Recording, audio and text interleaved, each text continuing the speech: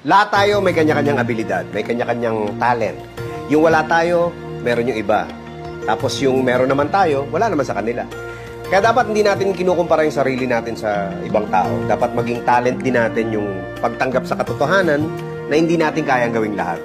Basta pagbutihan natin yung mga kaya natin gawin at kung nahihirapan tayo, huwag tayong mahiyang humingi ng tulong sa iba.